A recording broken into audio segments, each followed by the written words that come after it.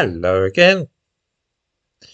2 months ago, the Labour Party published 10 policies to change Britain. Well, one of those policies will certainly have the effect of changing Britain by making illegal immigration to this country more popular than it has ever been before. This is a pledge to end hotel use for asylum seekers. In the description to this video, I give a link to these 10 pledges.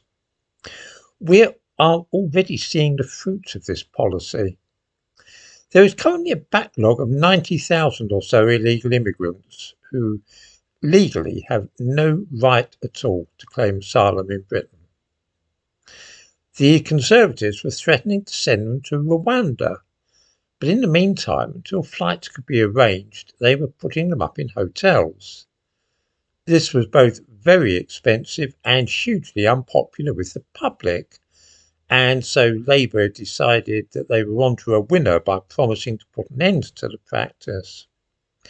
Of course, the only way that they could possibly do so would be to grant them all the right to stay in Britain, and then get Serco to hunt around and find them privately rented accommodation, which would be funded by the taxpayer. In other words, it's an amnesty.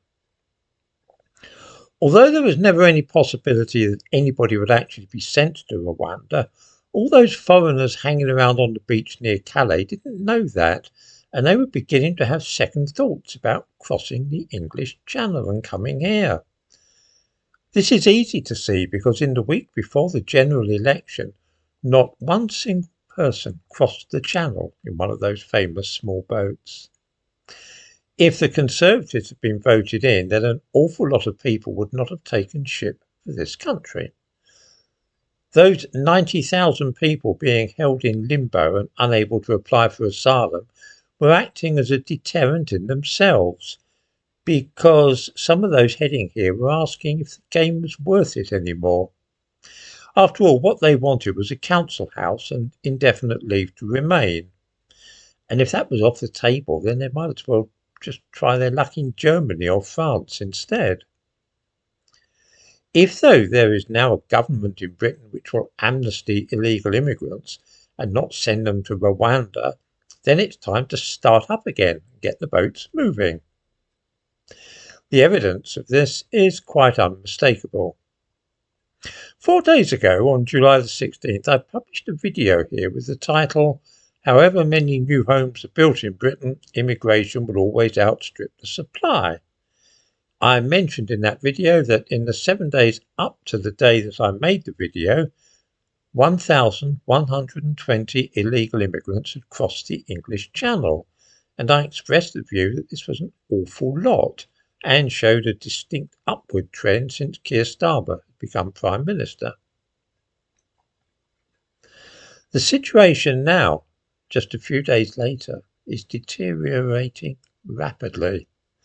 According to the government's website, to which I give a link in the description to this video, in the last 7 days, no fewer than 1,325 illegal immigrants have arrived, with 730 landing in the last 2 days alone.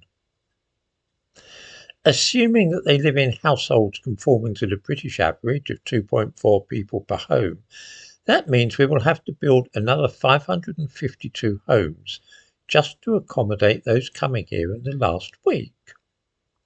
Although illegal immigration of this kind is only a small fraction of the legal immigration to this country, which was encouraged by Rishi Sunak, it still places a great deal of strain on local authorities. Not only will those people all need homes, they'll need to be registered with a GP too.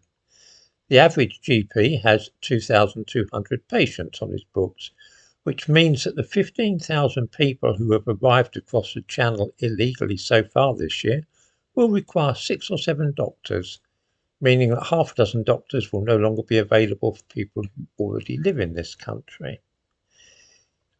If nobody else can see it, and apparently no one in the government can, a terrible crisis is looming for illegal immigration to Britain, and things are going to get a great deal worse than they are at the moment.